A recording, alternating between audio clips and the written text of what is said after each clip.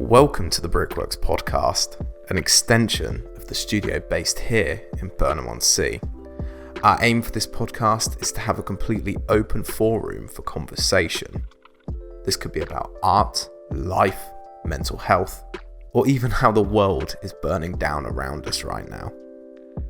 Whether you're listening to this whilst on a run or relaxing at home, we hope you enjoy our mild-mannered rambles. Thank you.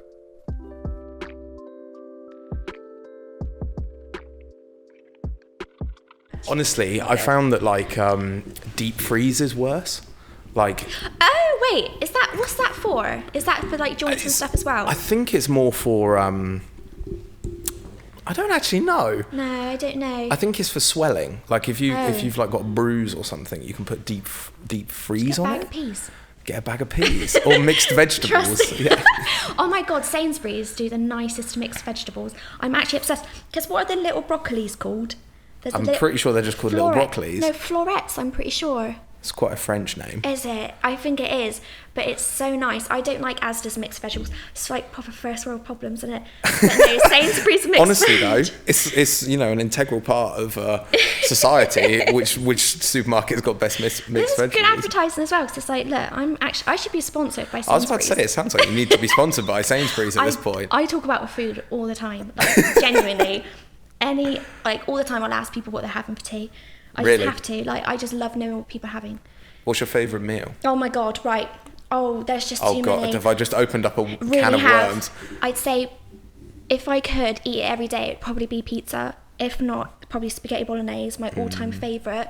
Stir fry I really like as well. Or risotto. I love risotto. Risotto? Yeah, it's really easy to make. I've only just started making it a year ago, and it's so easy, and it makes me feel proper fancy as well. See, it's weird. I could never get on with risotto, but I quite like pizza. I like anything Italian food related. I can eat Italian 7 days a week. I think risotto is it Italian? It is. I'm pretty sure it's Italian. Prezzo. Yeah, I think for me, I just don't like the idea of mushy rice. It's kind of not just my vibe. Undercook it a little bit. I've undercooked it before and it's quite crunchy, but it adds crunchy? it added a bit of something Please to don't ever say that in front of somebody who's Italian, because I think they'll probably slap you.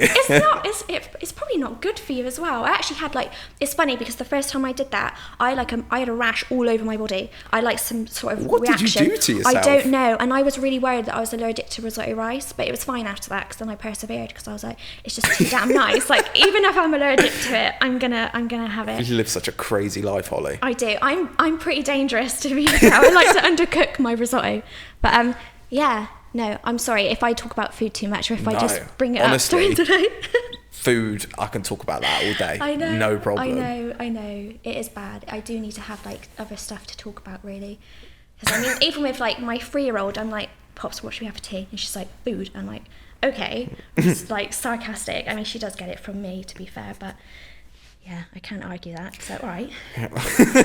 Just comes back with that sarcasm. Yeah, right. Yeah. Sassy. Yeah. But wonder where she got that from.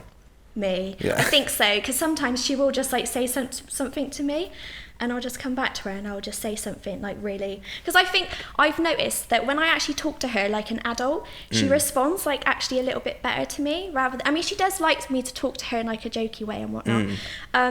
But I feel I've noticed that with a lot of my nieces and nephews, if you speak to them in a way that they're actually another adult, they respond to it really, really well. So when I hear her just talking and I'm you sound like a little adult, I feel that's because of me. So yeah, but it's fun. It's fun having a little kid. How's it been during the lockdowns and stuff, having your child at home the whole time? Yeah, it's been fun. It's been quite isolating in the sense that it's been, up until last May, since then, it's been me and her Monday to Friday, because I'm quite lucky. She's been going to her dad's on weekends, so she still has that contact with him. And for me as well, I'm lucky in that sense that I have had that time to also just focus on my well-being and whatnot, and then also having that restart on a Sunday night when I get her back. So it's been okay. I think because she's only 3, she's handled it quite well. I think anything over, I would feel she'd be handling it a lot harder, because she's just going with the flow at the minute. But yeah, no, she's been all right. I've been okay. Do you know what? I feel like at the moment, I'm probably at the, I'd say peak of how I am with my mental health.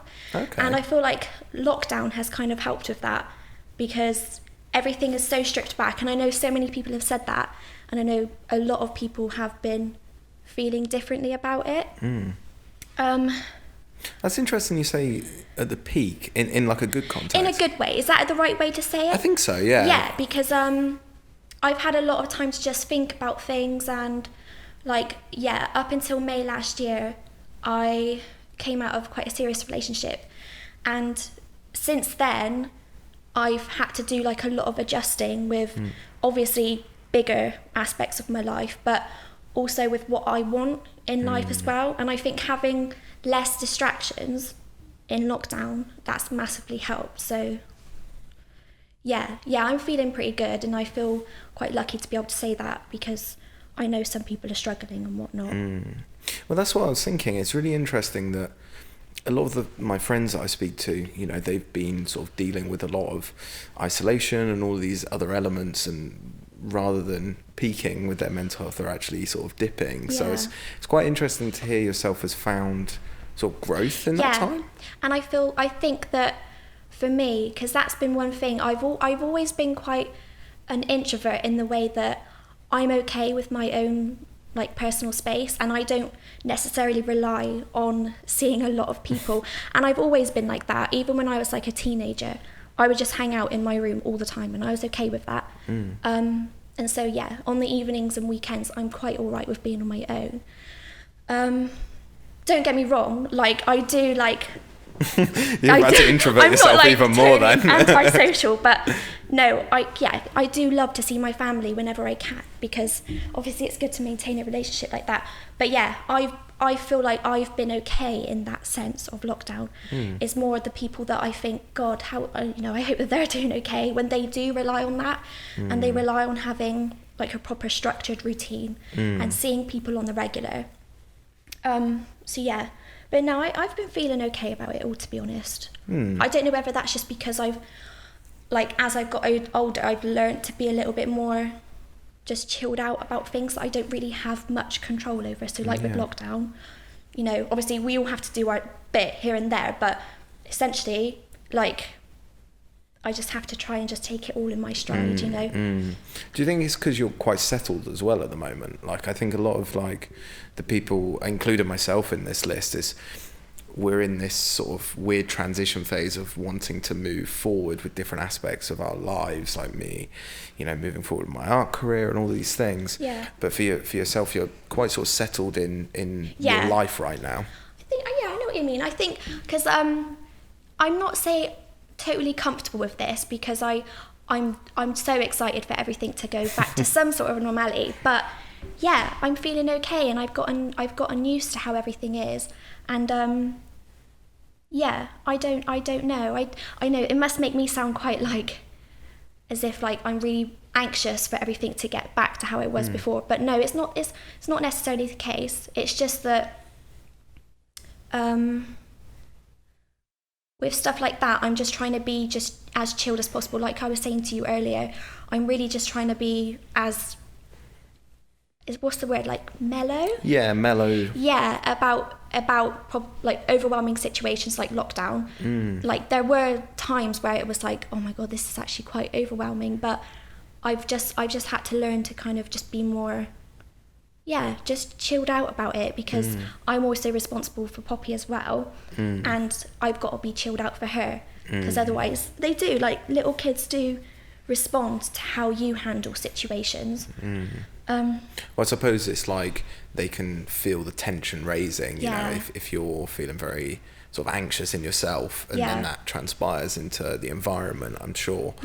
You know, they're little humans, you know, and so I'm sure they can read that situation. Yeah, but I also feel like being a parent, I just have to kind of feel lucky in the sense that I've had that solid amount of time with her. As much as she loves going back to nursery now, I'm quite grateful in the fact that I've had that time with her. I've been able to stay home, so I've been lucky in so many ways. You know, and like I said to you earlier, like with the parents that have like have to parent all the time. It's like, God, how do they do that? You know, because even with my situation now, sometimes it can get quite stressful having her Monday to Friday. And so, yeah, I feel like maybe I am as chilled out because I've had those breaks with her on the weekend. And so I get to like readjust and like recharge my batteries for the following week. And a part of me feels bad about that because, you know, I set out to have a child, to have her all the time, you know, and so I do feel a little bit guilty in that sense because, well, who am I to have like that break from being a parent? Do you know what I mean? But then again, we all, you know, and not to use work as a reference, but we all get time off from work. True. You know, and I know what you mean. So it's in a similar context.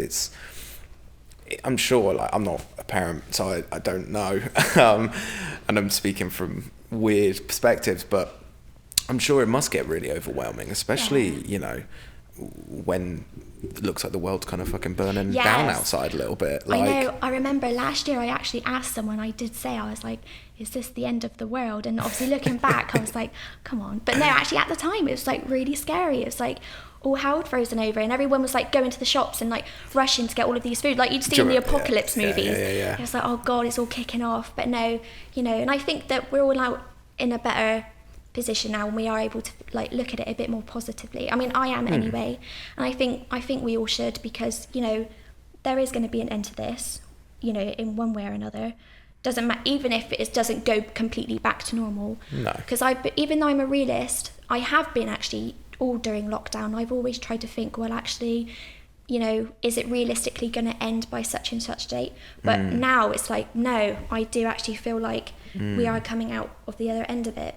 But I'm just trying to like really slow that down and just take it each day, because I think if I get too hung up on, like, because I was like, I feel like I'm just going to cry with like excitement and everything when everything's back to it, and I'm like, no, just take it all in now. And that's just my motto in general. Just take each day as it comes, whether it's a bad day or a good day. Just really, because I feel like when you kind of wish the weeks away, you kind of think, bloody hell, like, where's that week gone? And it has. I don't know about you, but I feel like like all the days have just been merging together. Absolutely. It's weird, isn't it? Like the day's been going so fast, and it's like, it sucks a bit, because it's like, I feel like this past year, I mean, there's good to it. It's gone quite fast. Oh, incredibly. Like, it has, hasn't it? I still can't believe we're almost at a year of the first lockdown, and the year has gone incredibly fast. It's really strange, and you would have thought, being in a position where the country's locking down, that you would slow down, but it didn't feel like it slowed down. If anything, I think personal situations obviously play into that, but if anything, it felt like it sped up. Like, I feel like I only turned 25 last week, and I'm turning 26 in 2-3 months. It's like really great, like really strange. And wait, your birthday's in May? Yeah. Oh, hopefully you'll have like more options to do. I know. So. Are you gonna party? I don't know. I'm torn with just going out of the country for a week, just taking myself away on holiday, because like, I don't think I've had a break from work, apart from having back surgery last year, where I had to like not That's do serious. anything. Yeah, kind of. Was it serious? Yeah, fairly. Yeah. We underplay things, you know how it is. Jeez. I haven't really taken a break, like in the grand scheme of things, and I used to be I still am a workaholic in the grand scheme of things, but I used to hate the idea of taking time off for a break and like not doing anything. I still kind of do dislike that, but I understand the necessity of it. So it's like, I know for me right now, I've been going through a bit of a weird place mentally, like dealing with a lot of like anxiety issues, and it's all sort of coming to this cauldron pot that's like, okay, I need a break. So I think, hopefully by May, by my birthday time, I'll be able to take myself away on holiday somewhere. The thing is about getting the balance, because I used to watch because you used to do vlogs quite a little bit on your Instagram stories, didn't you? Yeah. And I remember you used to touch upon that and just say that you always found it hard to take a break. Yeah. And I personally can't fathom that, but I suppose when you super enjoy your work, it almost doesn't seem like work, you know? Yeah, I think so. And I think there's this, for me, I'm very much caught up in this rat race of trying to become something or be something out of my entity out of my life, like quite a deep sort of perspective, I suppose. But, you know, for me, I've spoke about it quite openly. You know, in the past, I went through quite a really bad bout of depression and, you know, attempted suicide back in 2018. And that was very much an enlightening moment for me, realizing that I can achieve whatever I want to achieve if I just dedicate myself to it. And then that dedication slowly morphed into being more of a workaholic, and then started to actually become too much, you know. And it at points definitely did. But I think it's an interesting question, because it's kind of like this, I feel like I constantly need to be moving forward. And the idea of slowing down or stopping scares me more than what death did. And it's, really? It's really, like, it's quite a hard thing to sort of fathom, even in my own mind sometimes. But I've got much better at it. I am able to calm down and take my weekends off, kind of. I have to admit, getting this place re-arose a lot of these feelings of like, oh, I need to work, doing, you know, however many days a week, how many hours. Yeah. But yeah, I think finding a balance is key. I don't think I've struck that balance yet, but I will get there. Yeah, and I think it just takes time. It's still progress, do you know what I mean? And I think that it could probably work in the opposite sense of whereas people probably feel too chilled out and they need to have that motivation. Yeah. It's still something that you need to work towards. I mean, do you feel like, I know you said that since coming here, it's kind of upped the ante on that a little bit more again, but do you feel, because it must be also reassuring to know that this is your workspace, and, you know, however much time you dedicate here, it's all good, but then you also have a separate place which is now home as well, because I guess you don't stay here. I mean, you said you do like 12 hours. Yeah. Don't tell my landlord, but I've slept here a few times. I mean, this is comfy. It's not do you bad. sleep here? I have slept there, yeah. Once, and then I've slept under the desk. Oh my god, what, really, on the floor? Yeah. Oh, crikey. Yeah, it's not good. I probably shouldn't have done it, but yeah, I think the thing with it is, like, being that I'll be the sole founder of this place, like the sole person working on the Brickworks. The way I think of it is that my direct involvement, the time I put into the Brickworks or my career in general, is a direct correlation of how far it can go, what it can become, which is great. Like, that's really, I think personally, a positive way of thinking of it.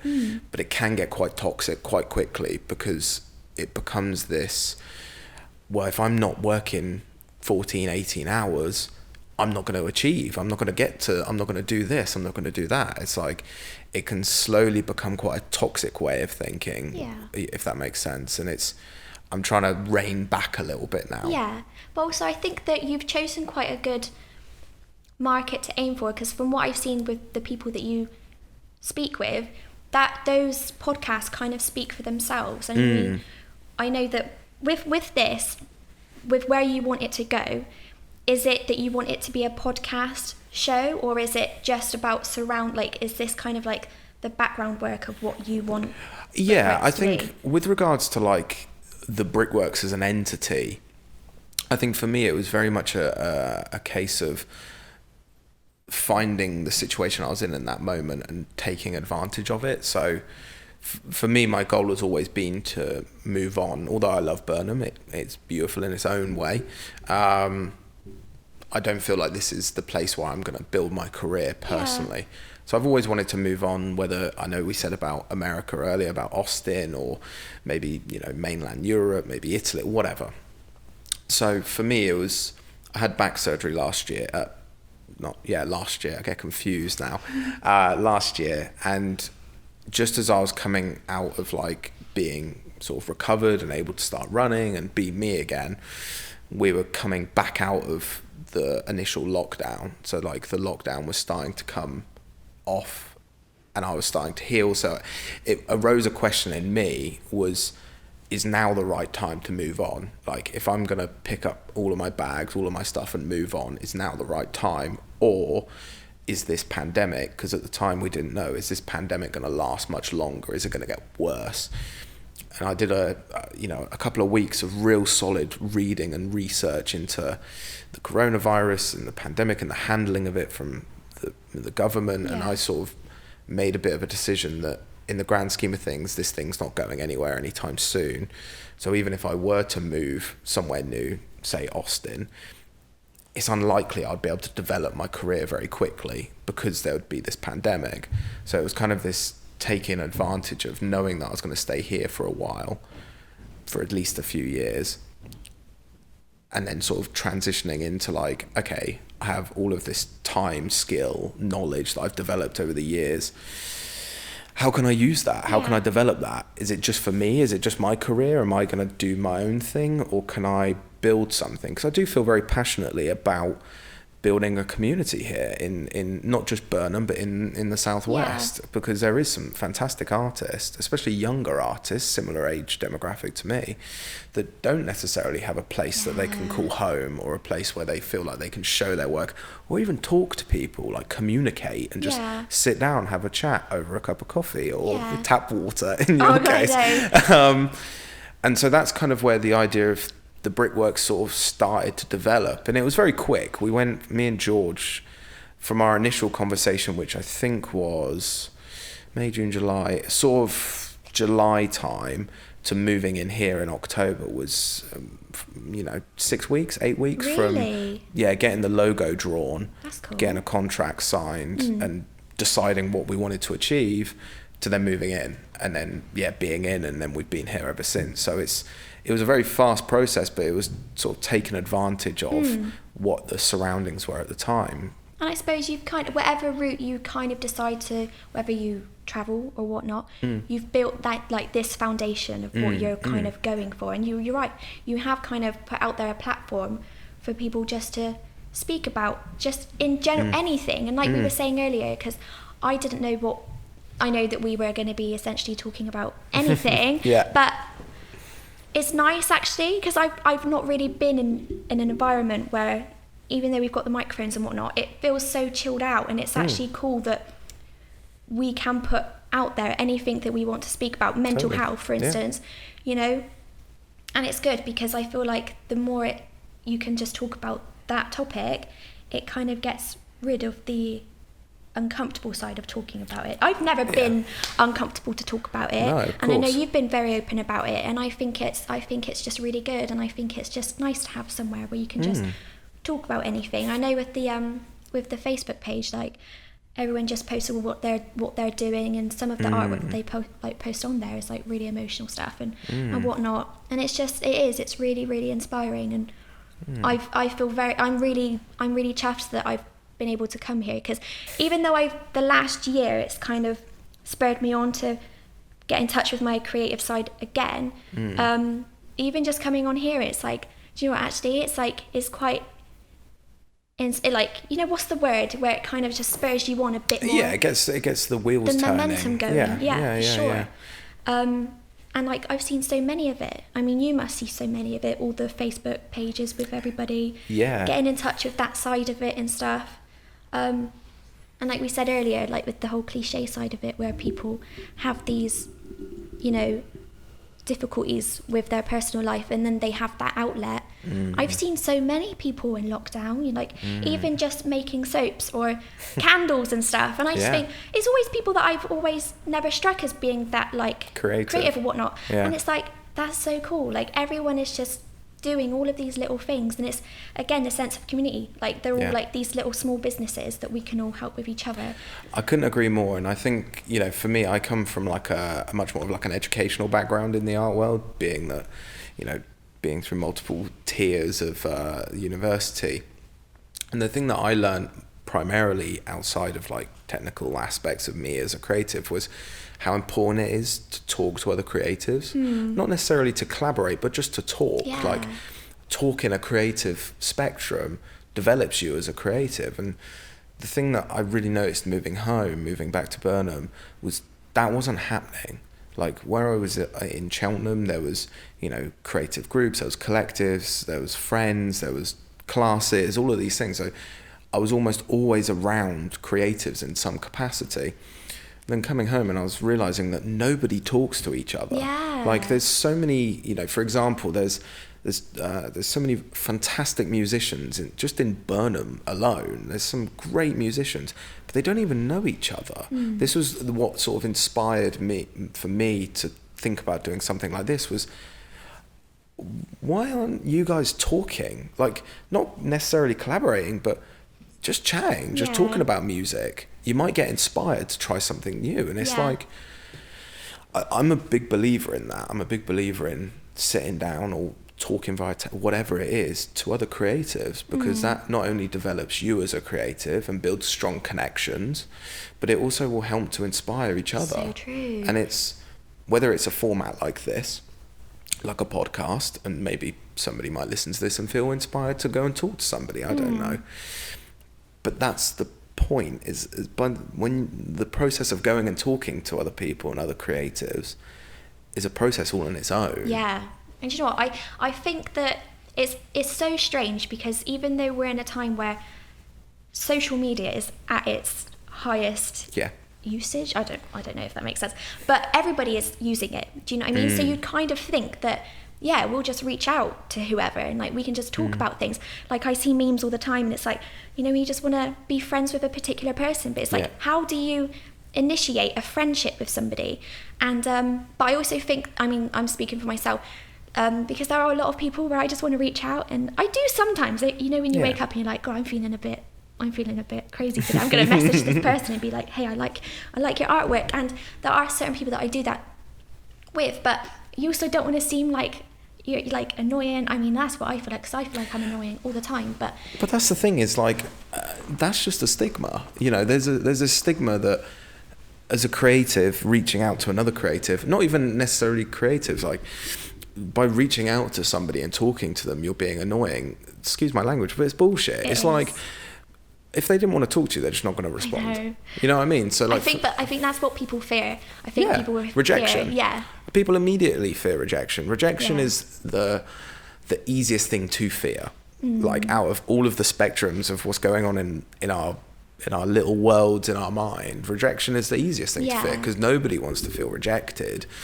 But what if rejection was a good thing? This is true. And I think it's just good to put yourself out there in a lot of different senses, not just messaging somebody and just approaching them about whatever they're posting or whatever, and potentially having a friendship with that person.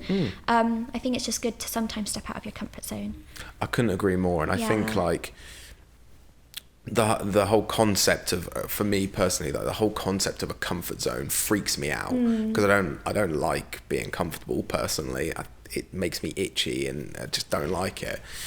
So I try and talk to a lot of people. I try and, you know, get myself outside of a comfort zone as such, because by doing that, I'm constantly trying to evolve. I'm reaching out to, and the thing with it is, like, there's this sort of stigma of reaching out to like a famous artist that you really like their work. They're not gonna email back to you. They're not gonna talk to you, whatever. But at least you said your piece. You know, at least if you really like, I don't know, Banksy, like, you could email his agent and say, hey, I'm a huge fan, I just wanted to say blah blah blah. Like, you may not get a response, but at least you've sort of shown connection. True. Like, and you see that all the time, like on Instagram. I'll see like someone, like an influencer, I suppose, post someone's fan art that they've made for them, and they get that publicity then, and it's like, that person probably just tagged them in it, because I used to do that. But no, actually, I posted something ages ago. It was a drawing of Beyonce, and someone was like, you should tag her in this, she'll love to see this. And I was like, come on, like, she's not going to see it. But then like, I think I did actually, I think after a while I did start to do that, because you never know, you honestly never know. And what hurt does it do? Just put the @ Beyonce, done. When the thing with it is, it goes back to this idea of, like, as you were saying about, you didn't know if she would see it or whatever. It's like, it goes back to that fear of rejection. It goes back to that, oh, she's not going to see it, so what's the point? But for me, it's like, the way that I always try and think of things is, well, if you don't try, you're not going to get it. You know what I mean? So like, as long as you're trying and keep evolving and keep pushing forward in whatever capacity it is, then something will happen. It's just inevitable. That's the world, you know. If you continue to do something for long enough, something will happen. You know, whether that's being an artist, you know, being a race car driver, like whatever it is, if you continue to do it and stay continuously doing it over and over and discipline yourself to do it, something will happen. It's just the universe. You'll either make it, air quotations, or you won't. At least you get an answer. You know what I mean? So and I kind of feel like that, because that's something that I've always come to just think about, and I feel quite bitterly towards it, because I have had many breaks from drawing and stuff, and I look back at the work I was making in, like, I think it was around 2013 or 2014, and I was putting work out there, and I think, do you know what? And don't get me wrong, I'm really happy with my progress, but I think I was so happy with the work that I was making back then that I think if I'd have just persevered with it, did it as much as I used to do it, the skills that I would have now would be so much higher. Don't get me wrong, I'm very happy with the work that I make now, but I can't help but think, like, oh, what if I just, you know, pursued it that little bit further, like I have been trying to do this last year.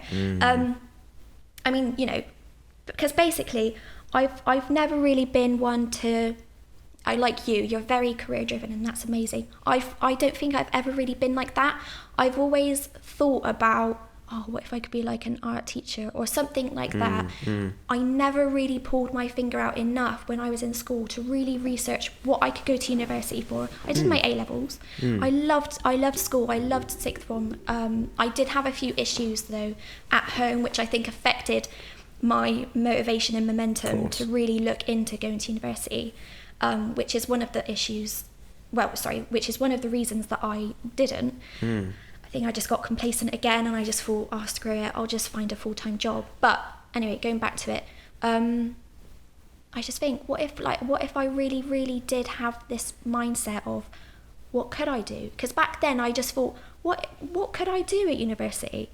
But then seeing all the graphic design artists now, where they go and they're doing all of these things for social media influencers and stuff, and I'm like, oh, I can't help but just feel a little bit like, oh, I wish I really, you know, pursued something like that. I wouldn't change my life at all, because I'm a cleaner Monday and Friday, and I'm very happy with that. I quite like that simple job where I have parenthood, but then I also have that free time to do my hobby and just paint whatever I want.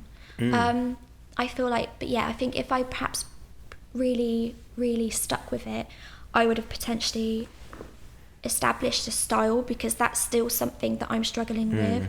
And you know, I've drawn all of my life, but I think that my issue is that I just draw from photos, and I never really had to get into that creative part of my brain. And because, like we were talking earlier, where somebody can just paint their emotions, I can't do that. I have to have some sort of reference, and I don't know, I feel like that's quite hard for me to channel, especially now, because, you know, when you just take inspiration from other artists and stuff, I would feel guilty that if I was to take all of those little bits of inspiration and put it into my own thing, I don't know, it's probably wrong, but I would just feel like it's not my authentic thing, because it's not come solely from my emotions or feelings. And I mean, I've had like tough times in my life, but it's like, how do I portray that?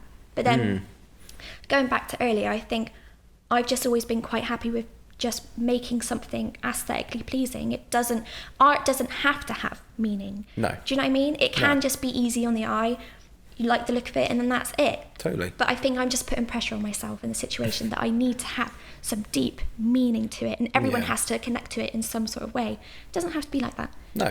No, and I think that's the thing, is like everybody creates in different perspectives. Like, you know, some artists are very deep and meaningful and emotionally driven in their work, and others aren't. You know, for example, Pierre Mondre, he's not necessarily a deep emotional meaning artist. His work is, well, he was considered one of the first abstract artists ever, and it's just black lines, coloured squares. But the point being is, it doesn't have to convey an emotion, because at the end of the day, it's down to the viewer and how the viewer sees it. So when I see his work, the conformity of the colour, I emotionally feel entrapment. I see that and I'm like, subconsciously I'm thinking that. And it's very interesting you say, you know, the what if sort of scenario that you've sort of run through your mind. And for me, I don't believe in what ifs, like, because at the end of the day, you're 20 odd, just still fucking young. I know. And so much can change in that time. Yeah. And it's like, there's no I don't want to say no reason, because that sounds very I know what you mean. But it's just a spark. That's all it is. It's a spark of whether it's inspiration or, you know, just wanting to move forward. And it's like, I suppose, I am probably a bit too career driven in some capacities, but that came from wanting to build a career. And the thing that I've learned is that can change, that can move. The world is very malleable. Same as painting. Yeah. It's very malleable. If you don't like the colour, you can paint over it. True. You can change it, you can manipulate it, you can... Nothing's set in stone, essentially. I mean... No, I nothing is. I think it depends on background, because obviously I'm a parent, so I do have some...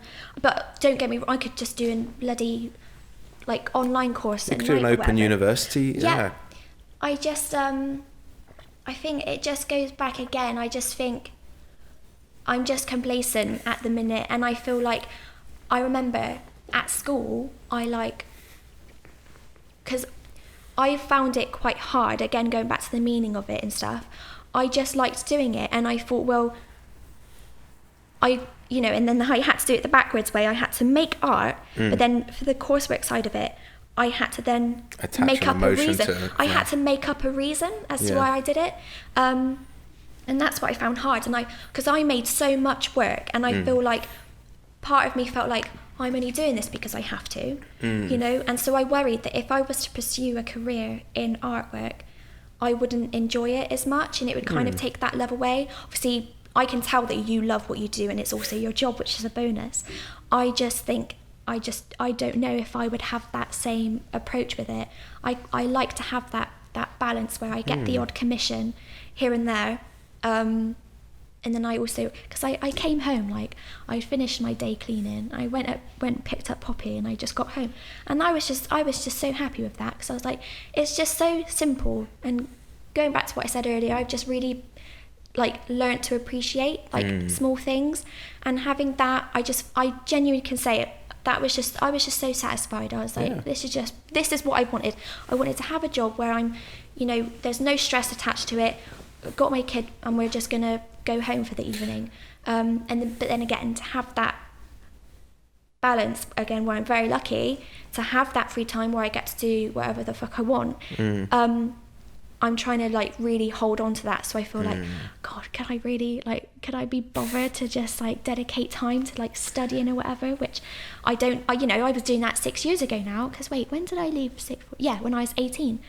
And so it's like, God, that would be weird, like, to go back into that environment where, like, I have to study again. It does seem cool though, like, to say, oh yeah, I'm a student. Like, how cool does that sound?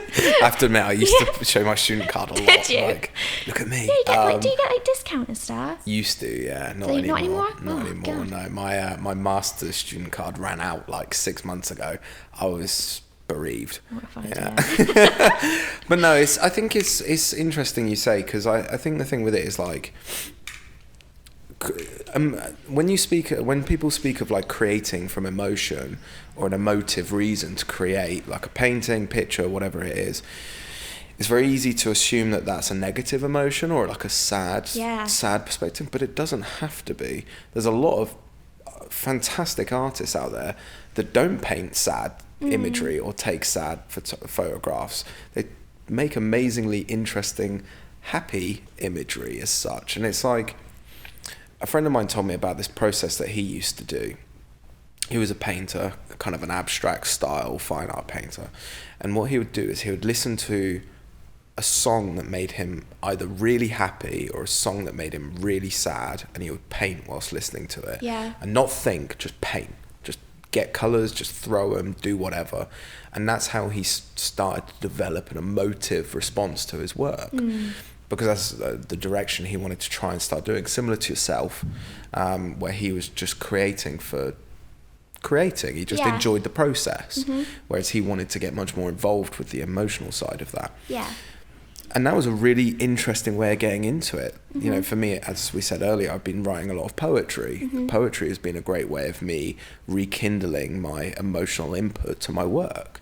And it's finding different aspects that feed into that, but you don't have to. That's the other thing, is like, you can just make. If you're, you know, you can just be technically interested in the process of making, you know, like Damien, who was on the podcast last, he, you know, arguably his work isn't emotive as such. He's not putting emotion into his work, but it's technically really, really interesting, the process, you know, the pencil and the shading and the detail and all of that crazy stuff. So it's okay to be that as well. You don't, to be an artist, you don't have to be, you know, rolled up blue denim jeans and in touch with your emotions 24/7. Like, you can be whoever you want. What you mean? And I think, like you said, because I mean, were you even doing poetry last year? No. So this is what I mean. You're just always evolving, and your style is always changing. Yeah, totally. Would you say that your like photography is different to how it used to be, or have you always tried to stick with the same aesthetic? Yeah, it definitely develops and it changes. I found it changes drastically on the emotions that I'm feeling. Yeah. So if I'm feeling quite isolated and lonely, a lot of my work is very isolated and very lonely. I don't really incorporate people in my imagery very much, unless it's like actual portraiture. Yeah. But technically speaking, yeah, it has developed massively. For example, you know, the compositions that I see in the world are different to what they would have been a year ago, potentially, because of poetry. And the way I'm seeing my story, visually seeing my story, has changed. And it does change over time. Like, your paintings will change over time. The more you create, the more portraits you might make, or, you know, flowerscapes or whatever they are, they will develop and change, and you'll pick up little things or inspiration from this artist or from that person, and that will feed into your creative practice. And that's why I get really sort of like obsessed with it, because I'm like, oh, that's so cool, I want to incorporate this. But sometimes it's good to change. Like, sometimes it's good to like make something that is drastically different to your style. You know, for me, I try and do that at least once a year. I'll try and make a series of images that are drastically different to what I normally would make. Yeah, I think that's where I've probably struggled, in the sense that, is it big-headed to say if you're the like jack of all trades kind of thing? No, it's not big-headed at all. I think that if I had one solid thing that I would probably finesse, that would be my trademark, but I've not done that. No. You have, because you know what your style is, and I don't. I mean, I'm working on, like, because I've been doing kind of more illustrative portraits, and that is something that I'd probably like to, like, really carry on with. Trouble is with commissions, the people kind of already know what they want, and it could either just be black and white or just a coloured portrait, which I love doing, but I'd really like to just focus on that illustrative, illustrative portraits that I'd be wanting to do, to give me that signature look. But I've always been able to just do, oh God, that sounds so like big. Anyway, don't worry. Yeah, trust me, the art world is full of that. Like, we all have egos. We're all big-headed in some capacity. Well, yeah, you got to be confident to put your artwork out there. 100%. I've been okay to do different styles, if you know what I mean. Yeah, and I've kind of made something and I'm like, yeah, that was all right. I'd love to just have that thing, like that guy that you said, that abstract-y guy. Oh, Pierre Mondret. Yeah, where he can just listen to music and he can just make something. I can do that to a certain degree. Like, if, say, I'm drawing Rihanna, I can only listen to Rihanna's music. If I listen to anyone else, it won't turn out like Rihanna. It will just be some weird whatever.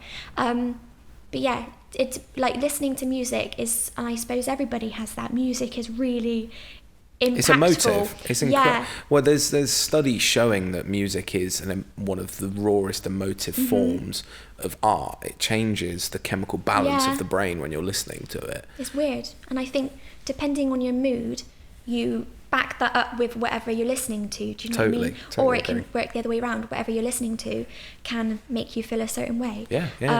So yeah, maybe that's something that I need to do. Maybe I just need to like put on whatever, and then just see what happens. But I just don't know. But this is what's good. This is what's good about this platform, is that when I'm listening to how other people approach it, or whatever their background is with their artwork or whatever they're doing, you kind of just learn a lot from what they do. And I mean, I follow a lot of different artists on Instagram, and they kind of show the process of what they're doing.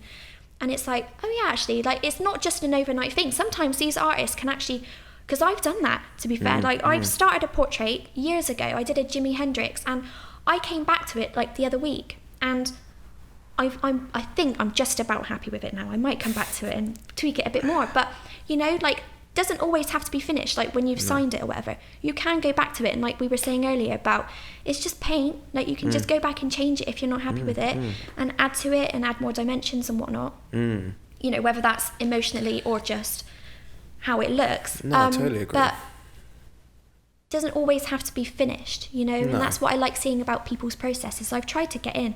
I mean, God, this setup is so impressive. I'd love to have like shit like this where I can like film like proper time lapses, because I think that's what I love seeing. I'll show you how to do it. That would be so cool. I've been wanting to get a proper camera, so I'll have to invest. But I think it's also, you kind of put out there what you like to watch as well. So I've been trying to, what I do is I film it.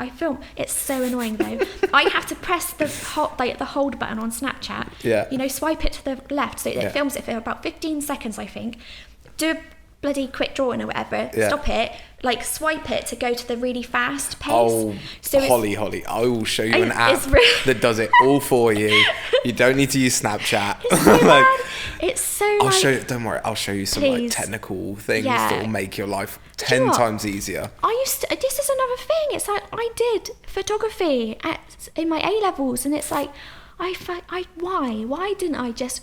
Because it was all about art. Like, that was the one that I really wanted to do well in.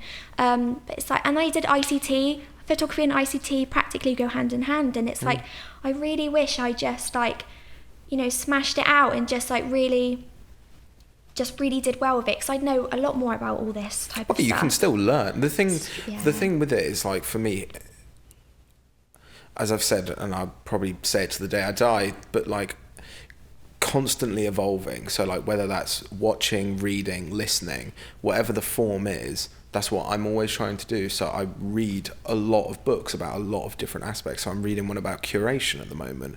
I just finished one about sleeping. Like, these are all feeding me as a human being. Whether they feed my creative practice or not doesn't really matter, because the creative practice is me. I'm the artist. So that's how it changes, you know, and by continually looking at new things and different aspects and different ways to look at my artwork or my surroundings will evolve, and it will change, and it will give you a way of looking at art in a different perspective. Because I suppose, like, you are the work in progress, I suppose, aren't you? And Always. Then whatever you put out there is going to be just changing all the time. And it's like we were saying earlier, like, you listening to podcasts all the time. I never used to do that, but I do now, because it's really enlightening to hear how other people just approach different. And do you think it's changed your perspective a little bit? Oh my God, yeah, because well, like I said to you earlier, did I tell you earlier? I had like that pretty bad case. I mean, to be fair, I think because I had quite a big family issue around about just as I was going into college. And that big change, basically something was going on with my mum, and since that has happened, like, my whole perspective on things has just changed a lot, in the sense that I've had real bad lows with my mental health and stuff. That also got triggered again when I had Poppy. That was pretty bad, but I've had to overcome that. And I can honestly say I always try to be mindful. I feel like I always have. But yeah, I'm pretty mindful about everything, and I do try to be, just not about other people, but I think you have to be. You have to be mindful about yourself. Like we said earlier, being self-aware, whether that's about what you're painting or drawing or photographing. Totally. I feel like you need to be self-aware in that sense, because then you can approach things a lot more open-minded. And I do, even though I am a realist in a lot of ways, I do try to be as open-minded and positive as possible. Do you meditate or anything like that? I try to. I do have mindfulness books, and I have like books just that try to help you process the way you feel about certain things. I've tried to get into writing as well, just like, but this is the thing, I feel like nothing's ever stuck, and that's probably why I've come back to just drawing and whatnot. because this last year I've been really on it, and I feel like that is my meditation in that sense, that on an evening I can just put on some bangers and just draw and just nothing, like I'm fine. And I don't know if you feel the same way, but nighttime is the best time, I feel like, to just, because everything is just so quiet. Yeah, I think it changes your perspective. Like, I don't know if you, go walking around at night, like walk the beach at night or something. Like, I try and do that fairly frequently. The serenity of it is so impactful. Yeah. Like, the silence is actually what is the impact. Yeah. And that changes the way that I'm like, it can change my complete emotional spectrum in that moment. And so I can totally sort of identify with what you mean about like listening to music and just like drawing and just like meditating. Like, I meditate quite a lot. Yeah. But it helps and it doesn't. There's different perspectives to it. I think you have to be I think the thing with meditating is you have to be quite in the zone, and you have to completely shut off. And I overthink quite a lot, and that's been something that I've developed as I've got older. I never used to be like that. I don't know if, and I have tried to meditate. I just don't have that mental capacity to just shut off. Like, because I listened to a woman on YouTube, and she was like it was like a tutorial on how to meditate, and she was like, you need to do so and so, and I was like, I feel like, when you're being told to do something, but like your mind is just really not wanting you to, so you kind of rebel in a way, and like my mind was just pissing me off, because I was like, so you ended up just getting up and like dancing or something. Yeah, I just couldn't do it. I think I must have stuck it out for 5 minutes, and then I was like, this isn't for me. The thing I found with it is like, it goes back to that continually like doing it over and over again. Like, I was terrible the first 2 months. I'm a complete overthinker as well, and it's so I sit down and my mind's like a fucking hamster wheel, so it's like I can't slow it down, and I start getting weird tics, and it's just like, but now I've learned, for me, my process of learning to slow my mind down so I can meditate. That's good. And it does help, and it does slow it down. But meditation can come in so many different forms, like whether it's painting, going for a walk, listening to some relaxing music. Yeah. I think just slowing down for an hour a day at some point. So like for me, like exercise is a meditation.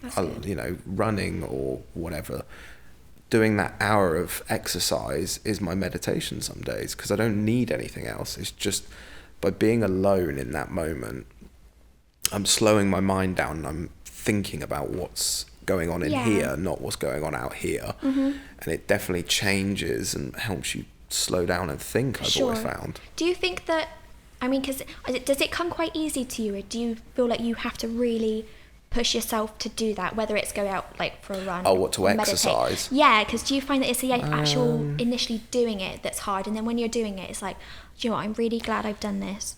To be honest, no. I think it's because I got quite obsessed with it when I started to lose a lot of weight. You used to run a lot. I remember you used to post about it. I think that when it happened. Yeah, so like 2018-ish. Yeah. It's funny because I think I run more now than what I used to. But yeah, I think like I got obsessed with it. Like I got obsessed with work, like staying on a good exercise regime, staying disciplined to it. And that helps to keep my mind a bit more stable, because I know that for X amount of time every single day, this is what I'm doing. Yeah. No ifs, ands or buts. Even if I've only slept 2 hours, it's going to happen. And having that discipline sets me up quite nicely, and it helps to like set my mind up quite nicely. Yeah. But I think over time, I think it is about getting balance, because I think, because when you said it got quite obsessive. There's been certain, I don't know if I should talk about it, because I don't want it to be like triggering or whatever, but I feel like the whole everybody being obsessive about working out or like diet lifestyle at the minute, it's pretty like it's pretty complex at the minute, isn't it? Totally agree. It got quite obsessive with me, with my lifestyle change and trying to eat healthier and whatever. And again, that's something that I've learned to be a little bit more mindful about now as well, because I never used to think about how that would probably impact other people who have certain feelings about that topic. And so I feel like we're all just evolving all of the time, and like stuff that we would have posted about last year we wouldn't post about this year, And but no, it's good that I think that you still do that, because you obviously do enjoy it. I personally, I don't know how you do it. I tried to like do like interval running. Yeah. Because I really, like run walk sort of thing. Yeah. I just couldn't. I can't remember. It was something ridiculous. It was like I'd run for like I think you had to like run for 5 minutes, and then you had to take like you had to walk the rest for 5 minutes. I was probably running like 2 minutes and then like taking a break for like 8 minutes, and then I would tell people like I'd be like, yeah, I've gone for a run today, and I really didn't. I just wanted to say that I'd been for a run. But no, it's good that you have that outlet, because I think that especially in this day and age, I think that we do need to, because I think that you can get a bit caught up in just day-to-day life, whether you're working or whether you're furloughed at the minute, or out of work, or whatever your situation is. I think it's just always good to have that outlet. I totally agree. I think, day-to-day life is pretty fucking complicated. Like, life no matter the isn't easy. situation, And then on top of that, we've got all of this other stuff like a pandemic and all these things. So like, no wonder a lot of people are really struggling. Yeah. Like, I feel really happy for you that you're at a really good place mentally, and it's like, I think everybody who goes through mental illness I think you never go through it. It's always with you. For sure. And like, it never goes away. Yeah. Once you recognize what it is, and whether it's you've been officially diagnosed or not, it stays with you. Yeah. And you always know about it. Mm-hmm.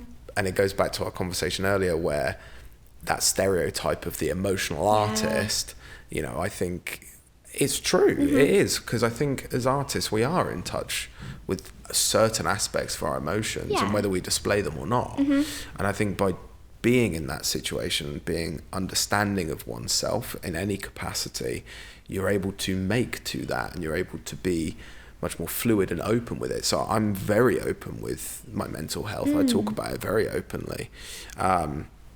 And it helps massively. It does help. And I think it also helps you understand it. I feel like, because I don't think I used to be as open about it as I am now, because I went to a therapist, and that really made me comfortable to talk about it with people. And I mean, my doctor said that it's going to be something that I live with. It's just about how you progress as a person changes how you deal with it. And going back to earlier, that's why I'm just trying to be as just mellow as possible, and because I'm trying to prevent anything from triggering anything. And but it's also it's just helped me in a lot of different ways. And I think that it just, if anybody is struggling or whatever, it just comes with time. I think you just need to take it in your stride and just not put too much pressure on it.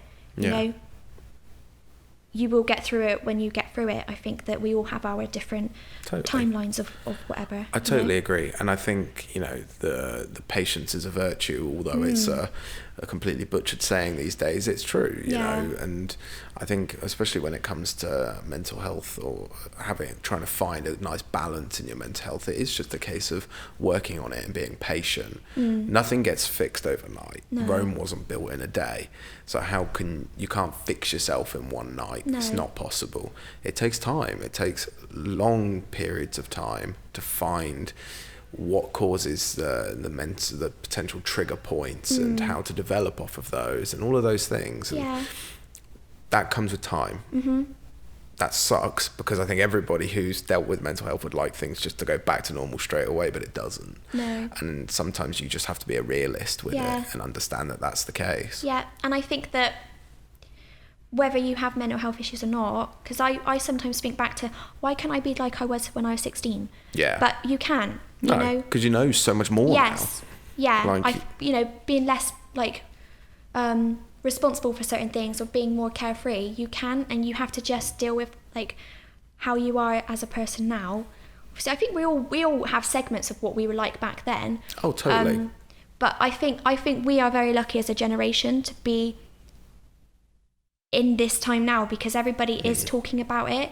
It's much more openly spoken. Yeah. And with all this COVID malarkey going on, it's been heightened even more, and I think that's triggered the conversation more, which I think is really, really good. I think everyone should just talk about it, because it's making the uncomfortable comfortable. Do you know what I mean? Totally agree. And I think that's what I'm very proud of, is this generation, the generation that comes after us, is much more open about speaking about mental health. And I don't agree with the term snowflake. Personally, I don't think it's a great term. But I understand all of these sort of terminologies like Gen Z, anyways. But in the grand scheme of things, by being more open with speaking about mental health issues, speaking of mental health issues, you're only going to be able to help people more. Yeah. Like, it's not being hidden away anymore. I know what you mean. Because I think that a lot of people think that everyone's trying to find issues with certain topics that's going on in the world right now, and but then they think that everyone's just trying to be more woke, and they're trying to make problems out of things that aren't problems. But it's like, no, actually, I feel like it's quite good that we're changing the way that we view things, because we have the right to. We have but then it also raises the question as to, I mean, I don't know, obviously a completely different spectrum, but trolls, for instance, they're putting their sometimes, well, more often than not, nasty opinions out there, but they kind of hold that. Obviously, I'm not condoning it, but everybody has that right to their opinion on how they feel about certain things. Freedom of speech at the end of the day, yeah. And I think that's the thing, is I agree with some key aspects of that, with being much more in touch and being able to talk about things much more openly. I am a bit concerned, like, for me, I'm a little bit worried that potentially we're going too far in some aspects, because sometimes, to use lack of a better term, you do need to harden up with some things. Yeah. When the going gets tough, sometimes you need to get the tough going, if that makes sense. But I can totally appreciate and understand being open and, and talking about if something upsets you, talking about it. And I think it is vital that we do that, and we're openly communicating on many aspects. Yeah. I think it's important to know, like, and again, I think it's good to, what is it? Is it rationalise or irrationalise? I think it's both. You can rationalise things, or you can irrationalise them. So just to kind of really think about it, again, goes hand in hand with being mindful about shit. Just really think, is this gonna affect me in the long term? And that's what I think is also good, again, with trolls, think before you speak. Do you know what I mean? Yeah, is totally. it really affecting you? And, I know what you said about everybody kind of being, going too far with what they're having or being offended about. Just really think about it and, like, sleep on it. And if it's still bothering you the next day, then speak about it. Yeah, I read something really interesting not that long ago about I think it might have been the Drake, the artist. Who's that? Who is that? Who's Drake? Francis Drake. No. He said something along the lines of the 42-hour rule. So he has a rule that his mother gave him, which is, if something pisses you off, you give it 42 hours before responding. So by giving yourself that 2 days, you've given yourself time to think about it, rather than irrationally responding. And I think right now we live in a very irrational world. If you look at forums like Facebook groups where somebody posts something like, I don't know, oh, this fucking person parked in front of my house, people will just bomb on this person just because they can. Why? Okay, they've made a mistake. Let everybody makes mistakes, guys. Like, it's so toxic. Yeah. And it's so exposing as well. Do you know what I mean? It's like, I feel like none of us are safe. Like, sometimes I worry. Oh, we're all under fucking fire every day. Yeah. Now. It's like Cheddar Mums groups or whatever. I mean, I think oh Cheddar my Mums God, is I all need right. to be in those groups. It's so bad. I get invited to, like, little baby groups here and there as well. Yeah. And I don't join them anymore, because I used to, and it's so nasty. Like, people can be fucking nasty, and I just thought, this is just toxic. I need to get myself out of here. I need to vacate the situation. The way that people, keyboard warriors, I suppose you could call them, the way that these people, like, speak and address other people on Facebook or whatever is disgusting. And I just think, I feel like I've come away from Facebook a little bit. I used to post so much. I had an old Facebook, and I look back on the stuff I used to post, and I was like, God, what was I? Like, what was I doing? Honestly, I looked at, like, my MySpace and Bebo not that long ago. I never had MySpace or Bebo. Really? MSN. I never had MSN either. You never had MSN? Oh my God. I was that late was to the party. Class. Oh yeah, you were quite late to the party. I think I got Facebook when I was like 13. I think I must have been about 12 or 13. But everybody had like MSN. Everyone was like, yeah. Oh yeah, I was on like MSN live chats for days back then. Oh, I wish I experienced it. I never experienced either. Like, I don't know whether you were quite like a rebellious teenager, but I never went out. A little bit. Were you? Yeah. I never went to parties. I never went to any house parties. Oh, I wasn't a party kind of guy. No. I was just always on my bike. Were you? Hanging out with my friends. Yeah, just not going home and stuff. But no, it's interesting you were saying about like the keyboard warrior. I think it's amazing how brave people can be when there's no recompense for their actions. Yeah. Like when there's nobody stood there in front of you. Because I can guarantee 95% of people who say nasty shit about other people online won't say it to that person's face. Like they won't, because they know that they could get a swift punch in the nose. I know. You know what I mean? It's amazing that, and I've probably done it, I'm going to be honest, I think a lot of people have been braver online to say things, whether it is from a negative perspective or, I don't know, an attractive woman. Like, you know what I mean? Yeah. Like, you naturally, because there isn't any accountability there as such, it gives you a sense of bravery. It gives you, not even bravery, because bravery is a good thing, it gives you a sense of non-accountability. So you have less care. Do you know what? That went both ends of the spectrum, because I did that. I feel like Here we go. I feel like we're about to go down the rabbit hole here, Holly. So bad. It's so funny, but I can look back and laugh at it now. But I remember when I was like 14 or something. You know, there was like that time of like on Facebook where they were like the Facebook famous people, and like all like the when you could grunge talk to Tumblr kids, yeah. And there was this guy, and he shared something. He was one of the Facebook famous people, and he shared something, and it was of this baby down a pipe in a different country, and he was like, and he just captioned it, LOL. And I messaged him and I was like, you are a twat. But it came back. It blowed up again because he went on his Twitter. He was obviously looking through his old messages, and he screenshot my message. And he was just like, I love Facebook. And so my friend, she messaged me. She was like, oh my God, this guy's like said this right. It was so out of context. Like, I had a reason, do you know what I mean? Yeah. But then it was like, I wouldn't be like that now, do you know what I mean? But then he was also doing that without kind of thinking of the repercussions it could have possibly had on me. I don't give a fuck really now. Like, but at the time I was mortified. I was like, God, nobody's going to like understand why I said that. I just look like one of those keyboard warriors.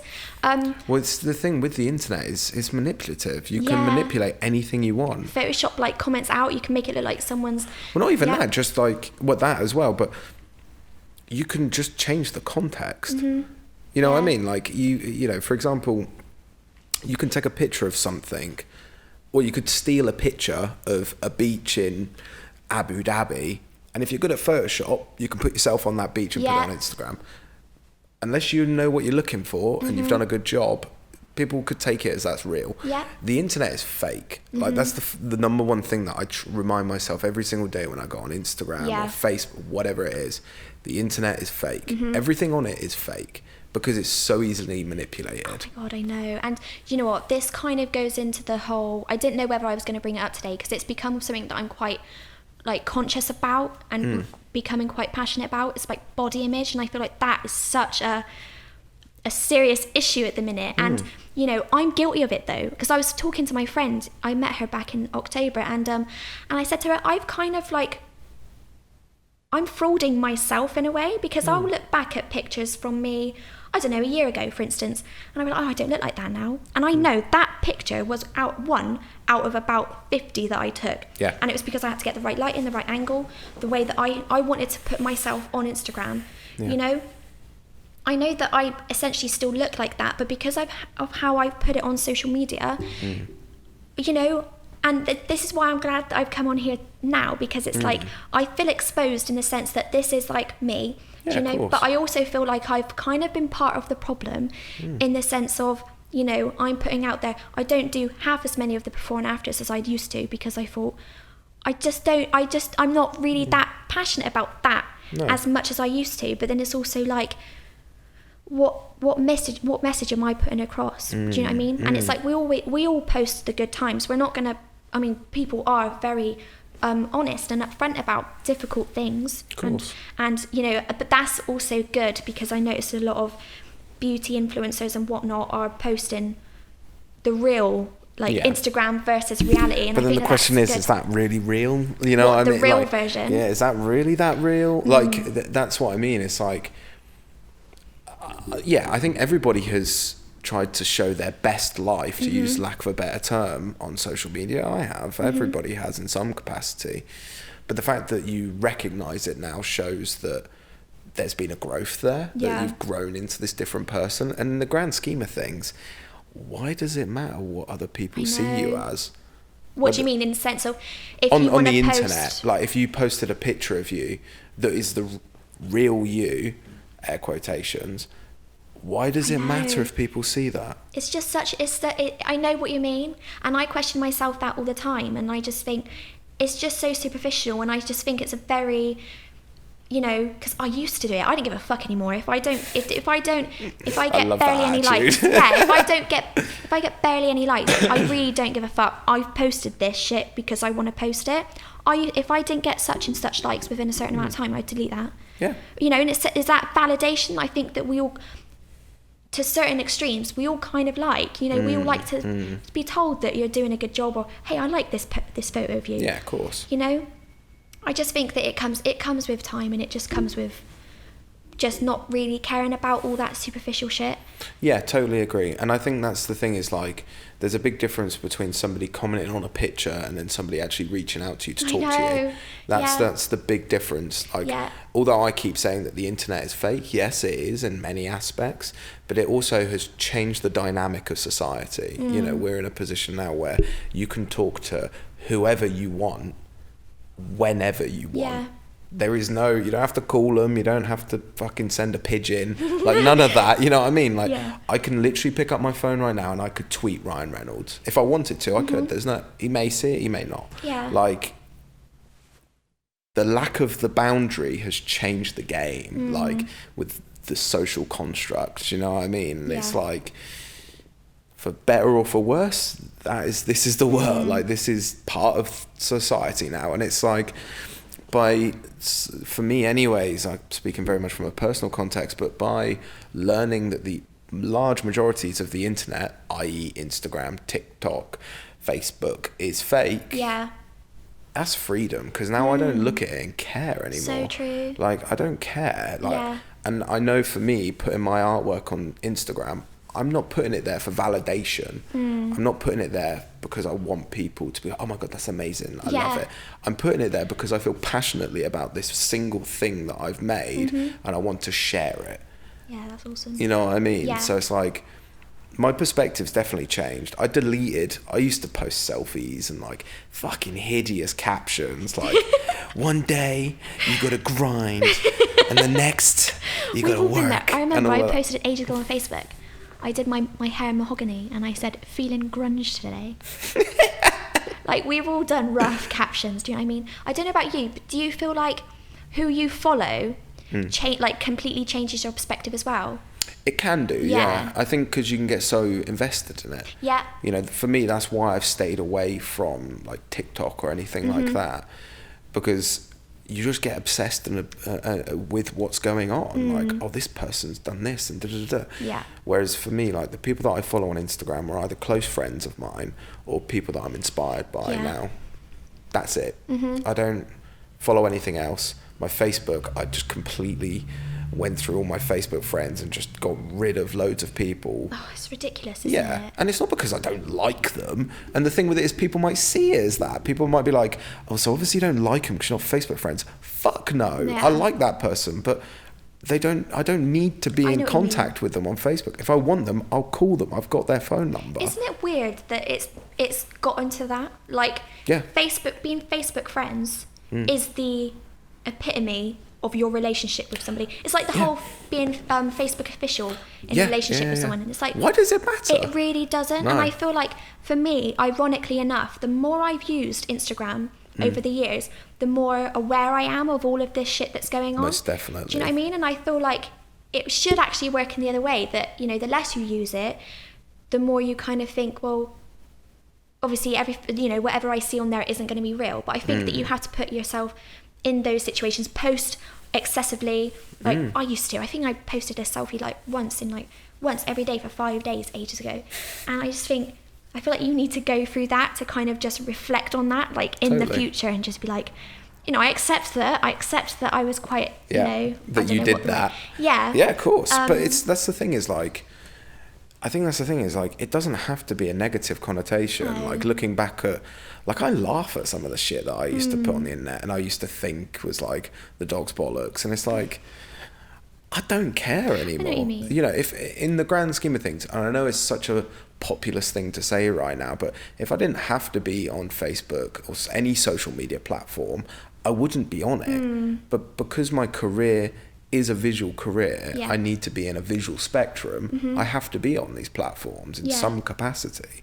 And so I've limited myself to very small amounts of being on these. You know, I rarely really post.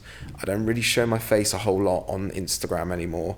Like, and all of these things, because I don't feel the need to do it. So why should I do it? Unless there was a need for me to be, you know, publicly facing constantly, then I'm not going to do it, because there's just no point, because I don't want to do it, you know.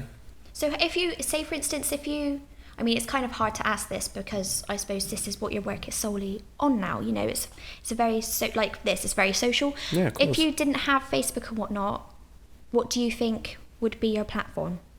Nothing. Well, yeah, this is I'll just come off it. Yeah. I honestly think to myself that how much more productive I could be, not even from work, but from growth in my own personal life, if I didn't have these social media platforms. And I can see myself when the Brickworks ends and I move on and move off and do whatever I do, I can see myself coming off of it. I don't know for how long. It might be a month, it might be 6 months, it might be... But at the end of the day, it doesn't matter. No. Like, I know that it's always going to be there, so if I wanted to go back to it, I could, you know. And sometimes having a break from the constant bombardment that is social media is a good thing. Yeah, and it doesn't even have to be permanently. I know that there is this thing where it's like, you know, take a break from social media. I used to, I'm not going to lie, I found it quite hard to come away from it because it is quite addictive. You know, it's a good pastime if you're just bored or whatever for like 5 minutes, just scrolling Instagram, not even looking for anything in particular, just stimulating your mind for that little bit of time. If you get rid of that, think of what you could do for that extra 5 minutes. You know, I used to like take time away from it for like, I don't know, probably like 2 weeks out of a month, and that was great. I don't know, for some reason I can't seem to do it. God, I sound like this is like an AA meeting for Instagram. But that's the thing, is like, it is addictive. And with any addiction, as soon as you admit to being addicted to it, you can grow from it. Yeah. It's the same context. Yeah. And at the end of the day, we live in a world now where we walk around with something that's powerful enough that would have got us to the moon in the 1980s in our pocket. Of course you're going to be tempted by it. You know what I mean? It's only natural. And I think it's one of those things, it's like, I sit and scroll through Instagram. I do it. I know I do it.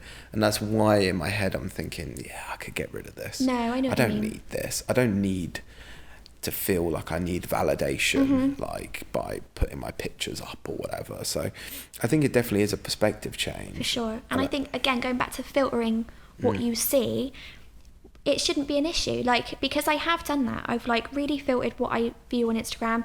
It's made because I feel like we're all kind of guilty in one way or another to compare 100%. ourselves to others. If you only follow people that really inspire you and well, they don't really encourage me because they don't know me, some of them, but influence you, like you said, I don't follow TikTok people or whatever, then I don't actually feel so guilty about it now, because I'm seeing shit that I actually like seeing, people painting and whatnot. It's like, really, is that really that bad for my brain? No, if anything, that's a good thing, because it's stimulating your creative mind. I think the thing with it is, like, I don't think a lot of people realise, but these like influencers, like these fitness influencers and all of this stuff, they're literally making money off of your jealousy. Yeah, it's damaging. And do you know what, this was one of the things I was brewing on the other day, because I was like, you know, I'm not bitter about it, because it's like, it's just the way the world is. There's nothing I can do about it. But it fucks me off, because I feel like the amount of time and passion that I put into whatever drawing I'm putting out there, I love the like the support that I get from people. But you get like a social media influencer, you know, I don't know, advertising those little gummy bloody sweets for your hair, and I get God knows how many, and it's but, you know, I'm trying to be like zen, and I'm like, you know what, it's fine, you do that, but it's fucking annoying because it's like, what is that, like, how is that fair? Yeah, of course, it's but not that's the dilemma, I suppose. That's the, you know, have you seen the documentary on Netflix called Social Dilemma? No. It's really interesting, definitely check it out. But it's the dilemma of social media is, at the end of the day, it's whoever's got the most eyes on them. Yeah. That's all it is. But it doesn't mean validation. No. It means people are just looking at you. That's all it is. You know what I mean? And that's the way that I try and think of it now, is like, yeah, I could have 1,000 followers or whatever if I really worked hard and posted every day and made sure I'd put out the right content. But I don't really care. I know, it goes back to the question of, why do you need to do that? Yeah. Like, just post shit that you want to post. Yeah. That's all it is. Yeah. And isn't it crazy? It's crazy because I heard this this person, and she said, it was like this podcast, and it was these guys reacting to this podcast of a woman, and she said that she'd only date somebody depending on the amount of followers that he has. And it's like, but this is kind of like, That's I feel like a lot society. of people do that. Do you know what I mean? Yeah. I feel like a lot of people instantly go to see someone on Instagram, and if they have, like, I don't know, 20 odd followers, it's like, oh, you know, why has he only got 20 odd followers? And it's very damaging, and it's because people think the internet is real. I know. Like, genuinely, like, it still blows my mind that, the stories like that where people won't date somebody because they don't have enough followers or something. It's like, fucking hell. It's crazy, isn't it? Yeah, I feel like it's only going to get worse, but I don't know, is it? Because we're all aware of that situation and that issue, that maybe we take that away from it, but then I don't know. Are we all aware of it, though? Probably not. No, I don't think... I you know, and this is not me trying to speak out of term or anything, but I don't think, you know, in the grand scheme of things, people are that aware of it. And if they are, they're probably not listening to it. I think, if anything, it could get worse because, you know, we're working our way towards augmented realities, you know, VRs, even like having Elon Musk has been working on this crazy, I forgot the name of it, but it's like a computer for your brain where you can connect with the internet through your mind. Like, this is we're not going to need to function eventually, like, 100%. You know, do you watch South Park? No. I was going to say, the guy that sits and plays like the video games in South Park, he's like this like real big bloke player, and he's got like sick over him. That's what we're going to be like. Straight up. It is, isn't it? Not in our lifetime, by no means, and probably not in the next generations or but, you know, it's heading that way, isn't it? 100%. It is. It's, you know, it's worrying in that sense, because it's like, but even now it's like you don't even have to type into your phone, you can just speak into it, and then it will search what you want. It's crazy. It's good. It's really cool, and like, you know, a lot of the technology is amazing, but then it is. I wish it was like how it used to be, but then we wouldn't have that privilege of a lot. Totally. And I think the thing with it is you can step away from it. Yeah. There's nothing stopping you, is there? Yeah. And it's making that commitment to do so, I think. And like, that's all it is when you start to make the commitment of realizing that your own mental health, your own well-being in your physical form is more important than the amount of followers you have. That's crazy. Isn't it weird though? Because I know that people do have a certain feeling about people who don't have Facebook. It's like, it's weird if you don't have Facebook, apparently. You know? I've met loads of different people who don't have Facebook, and it's like, I don't, you know, who cares? Like, you don't have Facebook. Wow. At the end of the day, I don't think it really matters that much. No. And I think, you know, we should be allowed to live our lives however we want to live them. If you don't want to be on social media, don't be on it. Yeah. Like, you know, that's the new world. I do, but like I was saying, I do think that it's cool though, for like creative people. It's good to put your work out there and hopefully connect. And I feel a lot more inspired to connect with people. There's this girl called Sophie, and she puts out amazing work, and I tag her in stuff sometimes, or I'll like respond to her stories, and I think it's just getting that confidence to put yourself out there and approach people. You know, because honestly, I'm not going to lie, I was thinking about it. I was like, I'm quite nervous about this whole podcast thing. And I was like, because I just didn't want to say the wrong thing, but then I was like, it won't hurt just to come along and just speak whatever your mind is wanting you to say, or whatever, you know. So well, it's the whole idea of just being yourself. That's all it is. Like, and it's so easy to play a character, or so easy to change who you are and the way you act to like Yeah. better suit situations. And I do it. I still do it to this day. I know I do it, but I recognise the characters that I play.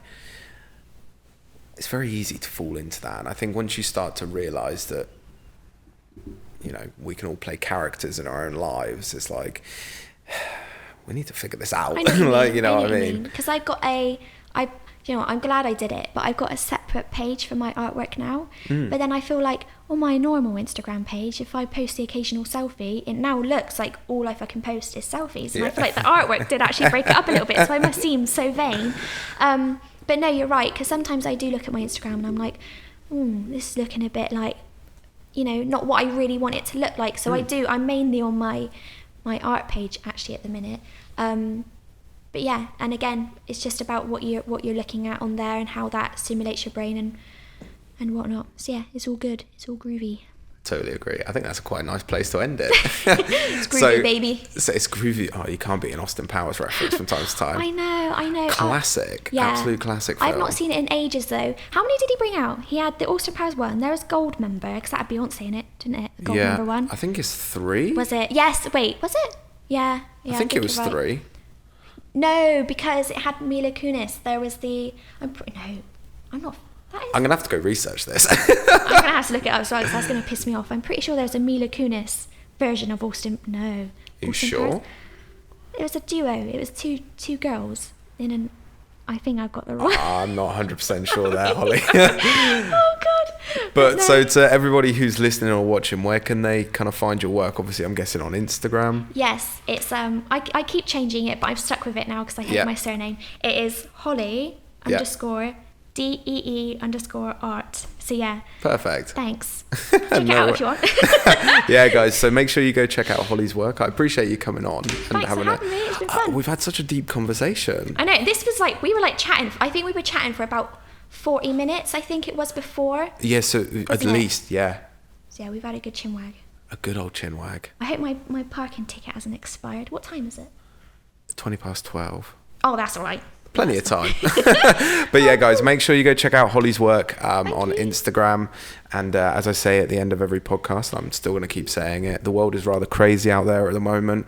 Make sure you stay safe, sane, and look after your family. Yeah, I agree. Thanks, everyone. Ciao, guys. Bye-bye.